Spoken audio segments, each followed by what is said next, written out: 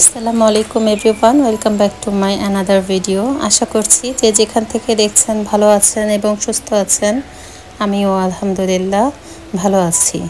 অনেক দিন পরে ছোট্ট একটি ভিডিও নিয়ে আপনাদের মাঝে হাজির হলাম। আশা করব আজকের ভিডিওটিও আপনাদের কাছে অনেক বেশি ভালো লাগবে।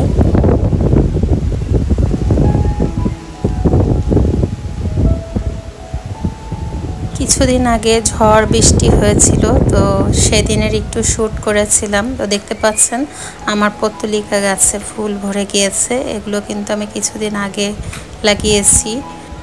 তো এই গাছগুলো কিন্তু আমি গিফট পেয়েছি আমার বান্ধবীর থেকে।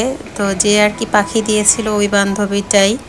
তো যাই হোক, ঝড় বৃষ্টি আর বন্যা হচ্ছে সারা দেশে। তো এই বন্যাতে যারা বন্যার্তদের সাহায্য করেছেন, সহযোগিতা করেছেন, তাদেরকে জানাই অসংখ্য ধন্যবাদ। আর সেই সাথে যে সকল বন্যার্থরা পানিতে ডুবে মারা গিয়েছে তাদের আত্মার মাগফিরাত কামনা করছি। তারা যেন প্রত্যেকে শহীদের মর্যাদা বরণ করেন। আজ খুব মজার একটি রেসিপি শেয়ার করব আপনাদের সাথে। তো কাসকি মাছ খেতে আমার খুবই ভালো লাগে। তো দেখতে পাচ্ছেন কেটে বেছে খুব সুন্দর করে পানি ঝরিয়ে নিয়েছি একটা চালনিতে। তো আজ আমি রান্না করব হাতে মেখে কাসকি মাছের চচ্চড়ি। এটা অনেক দিন ধরে কিন্তু আমি খেতে চেয়েছিলাম। তো আজ যেহেতু বৃষ্টি নামছে, তো ভাবলাম যে একটু চচ্চড়ি ঝাল করে রান্না করি। তো এদিকে আমি দুইটা বড় আলু এভাবে কেটে নিয়েছি, একদমই মিহি কুচি করে। দেখতে পাচ্ছেন কতটা মিহি হয়েছে। তো এভাবেই কেটে নিয়েছি, বটিতে কেটেছি কিন্তু এই আলুগুলো। তো আলুটাও কিন্তু খুব ভালো করে ধুয়ে আমি পানি ঝরতে দিয়ে দিয়েছি। এখন রান্নার পালা। আমি প্যানে ফার্স্টে এখানে আলুগুলো দিয়ে দিয়েছি। এখানে আমি 1 কাপের মতো পেঁয়াজ দিয়েছি, আর কাঁচামরিচ ফালি করে নিয়েছিলাম সেগুলো দিয়েছি। টমেটোটাও আমি এখন দিয়ে দিব, যেহেতু হাতে মেখে রান্না করব। তো এখানে সব কিছুই আগে দিচ্ছি। তো হলুদ গুঁড়া, মরিচ গুঁড়া সামান্য পরিমাণে দিয়েছি, আর দিচ্ছি পরিমাণ মতো লবণ, ধনিয়ার গুঁড়া। আর এখন দিয়ে দিচ্ছি একদমই অল্প পরিমাণের জিরা, আদা, রসুন বাটা একসাথে বেটে নিয়েছিলাম। তারপরে দিয়ে দিলাম পরিমাণ মতো তেল। এখন এই সমস্ত কিছু এমনভাবে মেখে নিব যেন একদমই সফট হয়ে যায়। এই মাখানোর মধ্যেই কিন্তু চচ্চড়িটার আসল টেস্ট হবে। দেখতে পাচ্ছেন কতটা সফট হয়েছে এই আলুগুলো মেখে নেওয়া। তো এখন আমি মাছগুলো উপর থেকে দিয়ে দিচ্ছি। যেহেতু ছোট মাছ, এগুলো ভেঙে যায়। খুব বেশি মেখে নেওয়ার প্রয়োজন নেই, আলতোভাবে আমি মেখে দিচ্ছি আলুর সাথে। তো এখন হাত ধুয়ে সামান্য পরিমাণের একটু পানি দিব, খুব বেশি একটা পানি দিব না।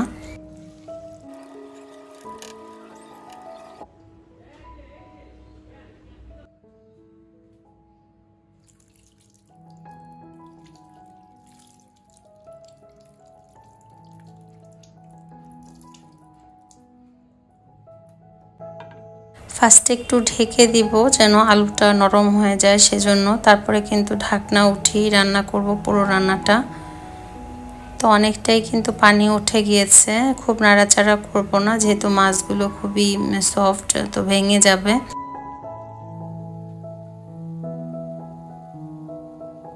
মোটামুটি পানি শুকিয়ে গিয়েছে। এই পর্যায়ে আমি ধনিয়া পাতা কুচি দিয়ে দিচ্ছি। এখন কিন্তু খুব আলতোভাবে আমি একটু উল্টে পাল্টে দিব, তাহলে কিন্তু ধনিয়া পাতাটা চচ্চড়ির সাথে মিশে যাবে। আমি যেভাবে ছোট মাছ হাতে মেখে করি সেটাই আজকে শেয়ার করলাম। যদি আপনাদের কাছে একটু হলেও ভালো লাগে তাহলে প্লিজ একটা লাইক দিয়ে দিবেন। আর যারা নতুন, চাইলে আমার চ্যানেলটি সাবস্ক্রাইব করে আমাকে সাপোর্ট করতে পারেন। যে সকল আপু ভাইয়েরা শুরু থেকে এই পর্যন্ত আমাকে সাপোর্ট দিচ্ছেন তাদের সবাইকে জানাই অসংখ্য ধন্যবাদ।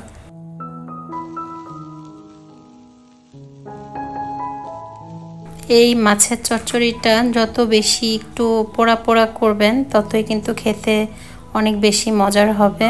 তো আমি দেখতে পাচ্ছেন কিভাবে জাল কমিয়ে একদমই ভাজা ভাজা করে নিচ্ছি।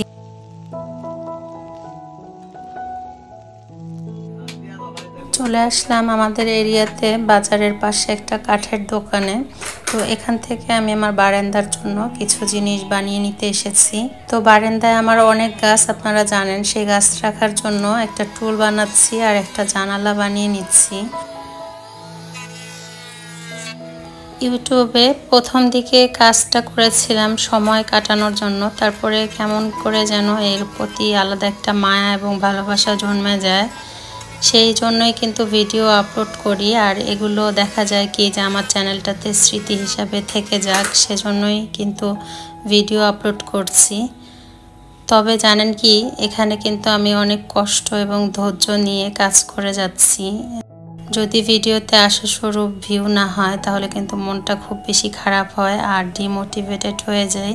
তবে আমি এটা কখনোই মাথায় রাখি না যে আমার ভিউ কত বা কী।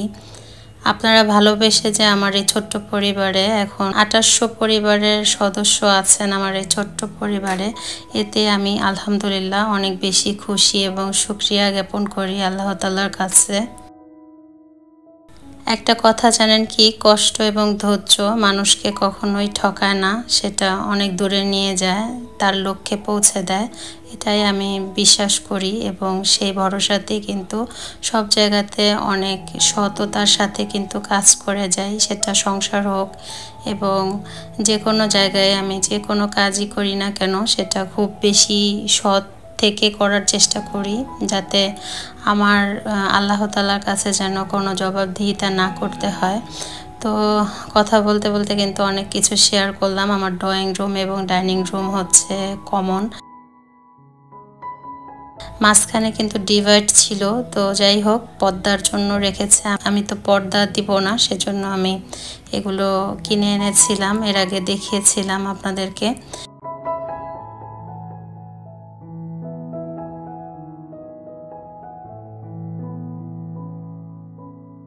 তো আমি এখানে 4 রকমের পুঁতি বা মতি যাই বলেন এগুলো ইউজ করব। তো এগুলো কিন্তু আমি কেজি ধরে এনেছিলাম, সেই ভিডিওটা আপনারা প্রিভিয়াস ব্লগে দেখে নিতে পারেন।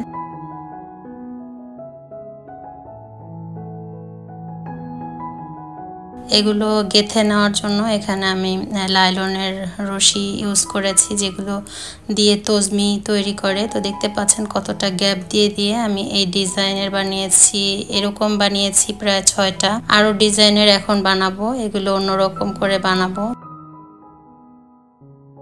6টা 7টা করে করে কিন্তু বানাতে হচ্ছে, কারণ এটার হাইট কিন্তু অনেক অনেক বড়। আপনাদেরকে আমি দেখিয়ে দিব ভিডিওর শেষে কিভাবে আমি বানিয়েছি। আর দেখতে পাচ্ছেন কিভাবে এগুলো আমি এই যে গিট দিয়ে নিচ্ছি। এভাবে করে যদি আপনারা করে নেন তাহলে এগুলো কিন্তু ছুটে যাবে না। যে কোনো স্টোন দিয়ে কিন্তু এই কাজগুলো আপনারা করে নিতে পারেন। এছাড়া কালারিং যে কাঠের পুঁতিগুলো আছে এগুলো দিয়ে অনেক কিছু বানিয়েছি, সেগুলো পরবর্তীতে শেয়ার করব। আর এখানে এই যে আরেকটা ডাইসের করে ফেলেছি, তবে কিছুটা গ্যাপ দিয়ে দিয়ে করছি, এতে করে কিন্তু দেখতেও ভালো লাগে আর স্টোনগুলো কিন্তু অনেকটাই সাশ্রয়ী হয়।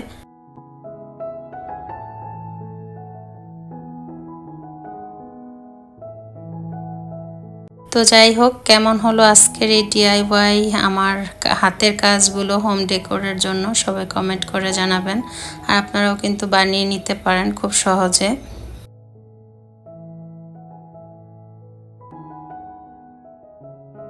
তো আজকের মতো বিদায় নিব, সবার সুস্বাস্থ্যতা কামনা করে। সবাই খুব বেশি ভালো থাকবেন, পজিটিভ থিঙ্ক করবেন। আল্লাহ হাফেজ, আসসালামু আলাইকুম।